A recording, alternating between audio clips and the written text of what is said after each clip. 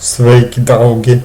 Mani sauc Juris Sarjaga, un es jums pastāstīšu par veselības koncepciju. Ja mēs šo koncepciju saprotam un zinām, tad mēs ļoti viegli varam tikt galā ar visām savām veselības problēmām, uzturēt savu jaunību, savu skaistumu, savu dzīves prieku, enerģiju. Ja mēs nodrošinām pēc šīs koncepcijas visu nepieciešamo mūsu šūnai, tad mēs reāli varam atjaunot savu organismu apmēram 3-4 gadu laikā. Koncepcija sastāv no ļoti vienkāršiem etapiem. Katrs cilvēks sastāv no 12 orgānu sistēmām – kaulu muskuļu sistēmas, imūnās sistēmas, centrālās nervu sistēmas, balsta un kustību sistēmas, asinsrites sistēmas un tā tālāk. Katra šīs sistēmas sastāv no atsevišķiem orgāniem, bet katrs orgāns sastāv no audiem, un audi sastāv no šūnām. Un ārsti darbojas orgānu un orgānu sistēmu līmenī. Bet mēs skatāmies uz cilvēku kā uz sistēmu kopumā, kas viņam ir nepieciešams šūnu līmenī, jo katru dienu 100 miljārdu šūnu nomirst un tikpat piedzimst, un pēc būtības katru dienu notiek cilvēka reģenerācija. Un lai visi šie procesi notiktos kvalitatīvi un lai cilvēks būtu vesels, tad viņam ir nepieciešams tikai dažas lietas zināt. Tālāk mēs savā ziņā esam kā baterija, ko uzlādēta uz 120 gadiem. Un mēs visi zinām, ka ir ilgdzīvotāji, ko dzīvo pat ilgāk. Bet, diemžēl, lielākā daļa cilvēku nodzīvo 1/2 no paredzētā. Tādēļ mēs dzīvojam 2 mazāk. Un rodas jautājums, kādēļ, kur paliek mūsu enerģija, jo dzīve tā ir enerģija. Lieta tāda, ka mūsu enerģija tiek patērēta nepareiza ūdens un nepareiza ēdiena uzņemšanā. Mēs tērējam savu enerģiju un savus gadus tieši uz šo lietu. Savukārt, tad, kad cilvēks sāk ēst pareizu ēdienu un dzert pareizu ūdeni, viņš jau pēc mēneša iegūst tādus rezultātus, ka viņam pašam nekas nav jāsaka, jo apkārtēji cilvēki to pamana paši un jautā, ko tu ar sevi esi izdarījis, kad tik labi izskaties. Sāksim ar to, ko tad šūna ēd. Tās ir 28 aminoskābes, no kurām 7 ir neaizvietojamās, 15 mikroelementus, 12 vitamīnus, 7 grupu fermentus un 3 neaizvietojamās augstskābes.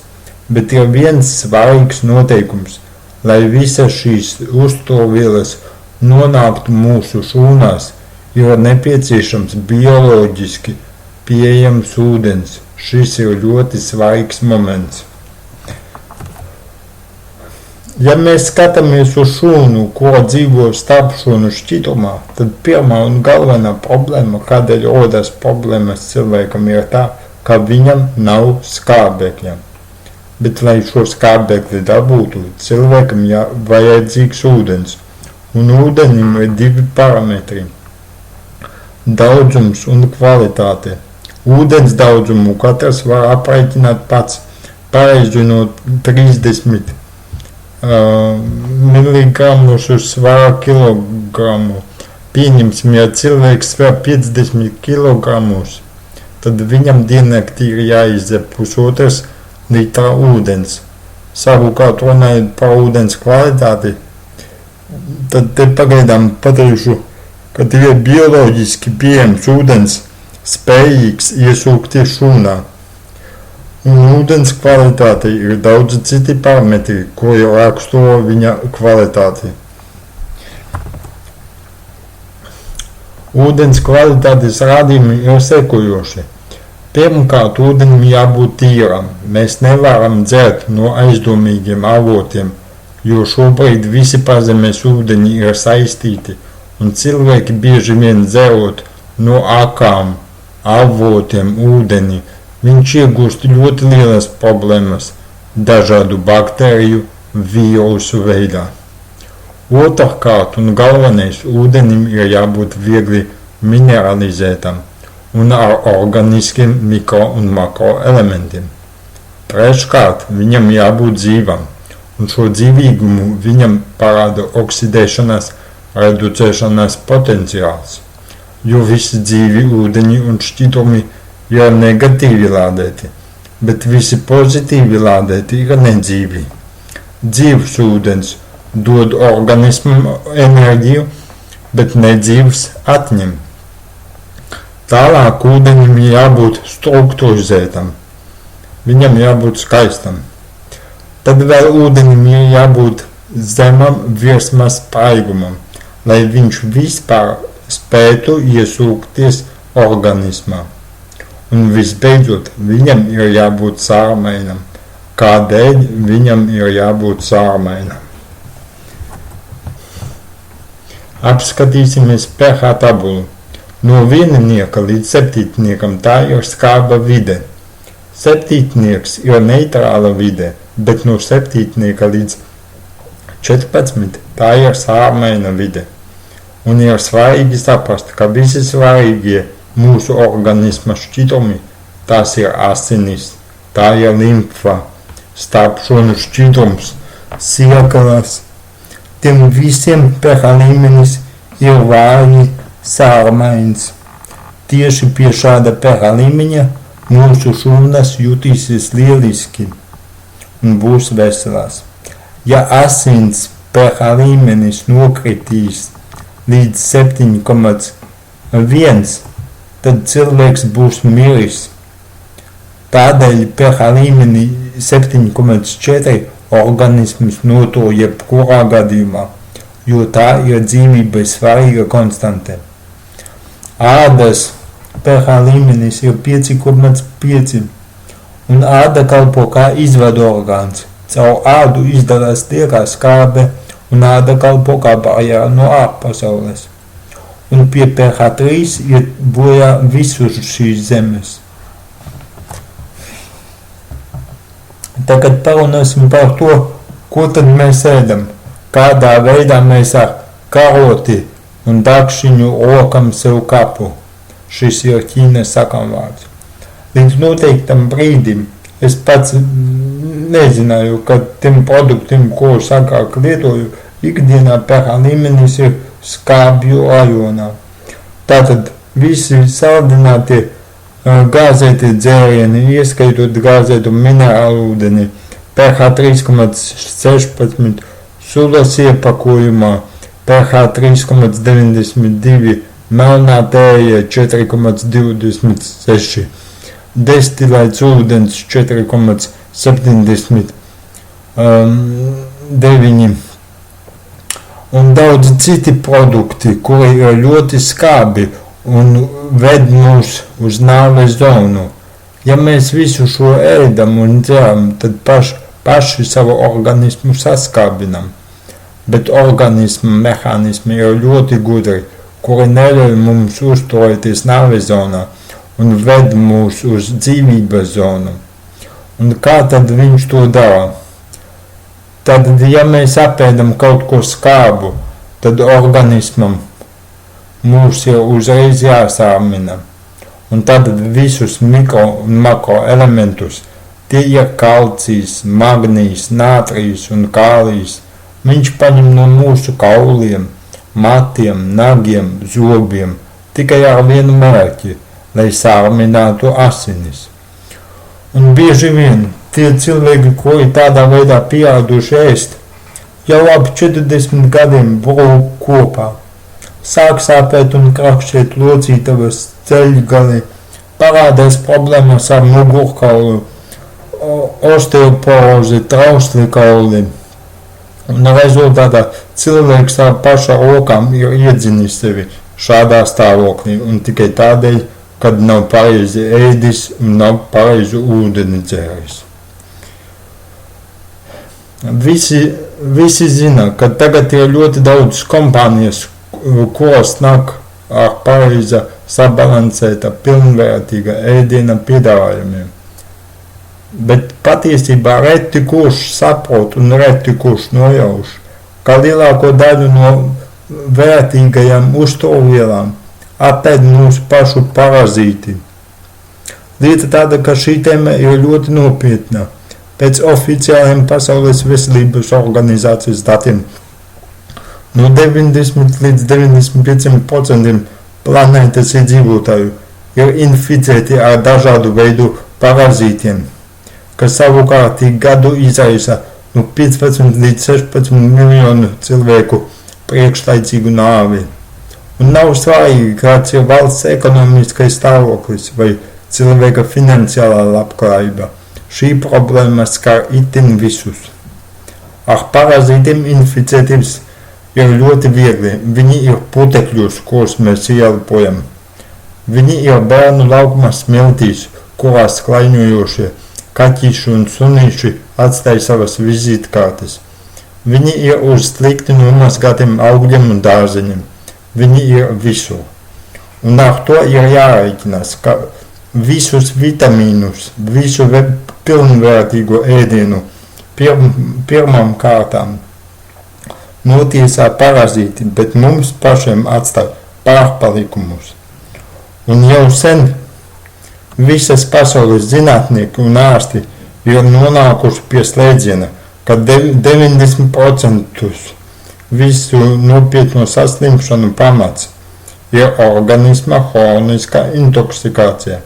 Tās ir tādas saslimšanas kā bronhiāla astma, visu veidu alerģijas un daudzas citas diagnozes, ko saistītas ar parazitāro invāziju. No visa teiktā iepriekš es piedāvāju ceļu uz veselību. Viņu es piedāvāju visiem, kuri to vēlās, un visi, kuri to vēlās, iet pa šo ceļu, mēs viņu vedam līdz rezultātam. Tad pirmais solis – psiholoģija. Lielākā daļa cilvēku pieraduši dzīvot pēc principa. Kamēr pērkots nenorībēs, vīrs nepārmetīs krustumu. 70% cilvēku dod priekšroku ārstēties, nevis rūpēties par savu veselību. Ja arī jūs pieskaitat sevi pie šīs kategorijas, tad rekomendēju tālāk nemaz neskatīties šo video, jo tas nav domāts jums. Bet ja jūs pieskaitat sevi pie 30% cilvēku, kuri ir gatavi laicīgi rūpēties par savu veselību, kuri rūpējas par profilapsi, kuri saprot, ka slimību nav jānovērš 5 minūtes pirms nāves, bet 5 gadus pirms tās rašanās, tādā gadījumā ejam uz otro soli.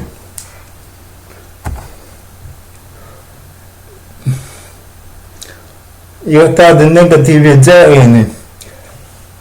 Tie jau visi dzērieni, kuri satur kaut kādus konservantus. Visi gāzētie dzērieni, tā skaitā gāzētais minerālūdens. Coca-Cola vispār nāvējošs dzēriens. Salīdzinājumā ar citiem dzērieniem Coca-Cola gāzē nevis ar ogļskābo gāzi, bet ar ortofosforskābi, kura izšķīdina zobus, kaulus, gaļu. Tās ir visas lētās aromatizētās tējas, visas šķīstošās kafijas. Tās ir visas saucamās naturālās sulas, kuras var gadiem glabāties. Tas ir viss, kas neatiecas uz ūdeni, jo mēs 70% sastāvam no ūdens, un mūsu veselībai, mūsu šūnai ir nepieciešams tikai un vienīgi ūdens. Un ir negatīvā pārtika, kurai ir nereāls uzglabāšanas termiņš, kurā satur konservantus. Tā ir maize, kura nepelē ilgi un dikti. Tā ir desa, kura nebojājās. Tas ir krējums un piens, kurš neskāps nedēļām ilgi. visa pārtika, ko satur konservantus. Kad tāda pārtika nonāk mūsu organismā, viņa bloķē mūsu pašu fermentus, bojā kuņģa traktu un visu organismu kopā. Un atcerēsimies mūsu pH tabulu, kurā ir skaidrs, ka visa šāda veida pārtika un dzērieni mūsu organismu skābina un nogādā mūsu nāves zonā. Trešais solis – ūdens balansa normalizēšana. Kā jau minēju, mēs visi 70% sastāvam no ūdens, un kad bērniņš piedzimst, viņš 90% sastāv no ūdens. Jo vecāki kļūstam, jo mazāks ūdens procents mūsu organismā. Citiem vārdiem sakot, novecošana tā ir izžūšana. Tādēļ ūdens ir katru dienu jāuzņem. Mēs katru dienu izdalam atstrādātu ūdeni urīna veidā, un katru dienu organisms ir jāpapildina ar dzīvu, pareizu, strukturizētu ūdeni. Vajag saprast, ka katram cilvēkam diennakti jāizdzer savs fizioloģiskais ūdens daudzums. Un ūdens daudzumu katrs var aprēķināt pats, kā jau pašā sākumā minēju. Mums ir jāzina, ka tādi dzērieni kā tēja, kafija atūdeņo organismu un skābina. Ja jums garšo tēja, dzeriet, bet naturālu tēju, vislabāk zaļo tēju. Tas pats attiecas uz kafiju, varat dzert nelielu naturālu maltu pupiņu kafiju, bet pēc tējas, jeb kafijas, ir svarīgi izdzert tādu pašu daudzumu ūdeni. Ja jūs esat bijuši, jeb redzējuši tad dārgos restorānus, ko pār tēju pasniedz arī ūdeni, jo to par šo lietu zina un rēķinās. Kā zināt, vai jūs izdzerat savu diennakts ūdens normu? Ļoti vienkārši. Ja jūsu urīnam ir smaka un krāsa, tad tas nozīmē, ka jūsu organisms ir piesārņots, pilns ar toksīniem un vīrusiem un baktērijām. Un ir iespējamība, ka ar laiku izveidosies nierakmeņi. Ja jūsu urīnam nav ne smakas, ne krāsas, tad jums nekad nebūs ne nierakmeņu, ne žultsakmeņu, ne citu saslimšanu. Jūs būsiet veseli. Ceturtais solis – organisma attīrīšana. Attīrīt mēs varam 3 lietas. Pirmkārt, tas ir zarnu trakts. Otrs – pretparazitārā attīrīšana. Kā jau minēju, šī ir ļoti nopietna lieta. Ja jūs esat baudījuši dienvidu valstu ēdienus, tad zināt, ka tur visi ēdieni ir asi, jo asi ēdieni nepatīk parazītiem, un cilvēki par to zina. Un ir nepieciešams 2 reizes gadā attīrīt arī savu organismu, ne tikai savus dzīvniekus, kaķīšus un sunīšus. Un trešā lieta, kura ir jātīra, tā ir limfas sistēma. Limfa ir otra svarīgākā mūsu upe pēc asinīm. Ja sirds, kurš ir muskulis, kurš nodrošina asinsrīti, savukārt limfai tāda muskuļa nav. Limfas kustību var nodrošināt vienīgi fiziskas aktivitātes. Limfa ir mūsu kanalizācijas sistēma, kuru regulāri ir jātīrā, lai nebūtu nekādu problēmu ar veselību. Un kad cilvēki veic šīs 3 attīrīšanās un pārējos veselības koncepcijas etapus, tiek atrisināti 70% problēmu ar veselību saistītas saslimšanas, bet pārējie 30% veselības problēmas atrisinās 3-4 gadu laikā. Un pēdējais punkts Pilnvērtīgs šūnu uzturs. Kad mēs ēdam, nav jādomā, kas garšīgs, kas iepakots skaistā iepakojumā, ko reklamē pa masaziņas līdzekļiem, bet gan jādomā par to, kas ir nepieciešams mūsu šūnai. Un te ir tikai 2 varianti. Pirmais, katru dienu staigāt uz tirgu un pirkt 100% naturālus, svaigus produktus pie pārbaudītiem pārdevējiem. Tad vēl pareizi pagatavot ēdienu, sautējot un tā tālāk, uz ko visu ir nepieciešams daudz laika, lai visu pareizi pagatavotu. Jeb arī otrais variants, tas ir korāļu klubs. Ko mums dod starptautiskais korāļu klubs? Pirmkārt, un pats galvenais, tas ir korāļu ūdens, ko pats jau vairākus gadus dzeru dienā. Korāļu ūdeni ved no Okinavas salas. Tur dzīvo 36,000 iedzīvotāji. Un vidējais vecums salas iedzīvotājiem 100 gadi. Un tā ir aktīva ilgdzīvošana. Viss normalizējās, asinsvadi, locītavas, liekais svars, enerģija, labs ādas stāvoklis. Tālāk mums ir kompleksā organisma attīrīšanas programma Kolavada Plus.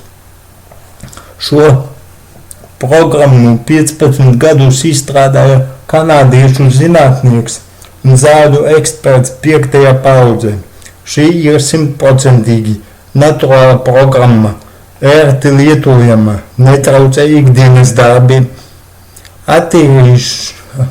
Attīrošā programma, pēc kuras ik katrs cilvēks gūst rezultātus, un pēc kuras cilvēki pabrīnās, kas no viņiem iznāk ārā. Kā minimums cilvēks zaudē no 2 līdz 3 kilogramiem šlakvielas. Par parazītiem vispār nerunājot, var kāds dzīvs iziet un mums pamatā rociņu. Pēc šādas attīrīšanās tā ir cita enerģija, cita āda, cits garastāvoklis, tas ir vieglums, jaunības sajūta. Cilvēks reāli izjūt, ka ir kļuvis uz 5 gadiem jaunāks. Un visbeidzot, tas ir šūnu uzturs. Uzturs atbilst visam tam sarakstam, ko nosauc pašā sākumā. Tās ir aminoskābes, mikro un makro elementi, nepiesātinātais augstskābes, vitamīni, fermenti un tā tālāk. Ja jums šī informācija bija interesanta, tad ar mani varat sazināties pa zemāk norādītajiem kontaktiem, jeb sazinieties ar cilvēku, kurš jums šo video ir iedevis. Viņš jums sastādīs individuālu programmu, konsultēs, palīdzēs, atbalstīs un kopā ar jums priecāsies par jūsu sasniegtajiem rezultātiem. Es jums novēlu neatlikt savas veselības jautājumus uz nākotni, bet rīkoties tūlīt pat. Ar jums bija kopā Juris Rjaga. Visu labu!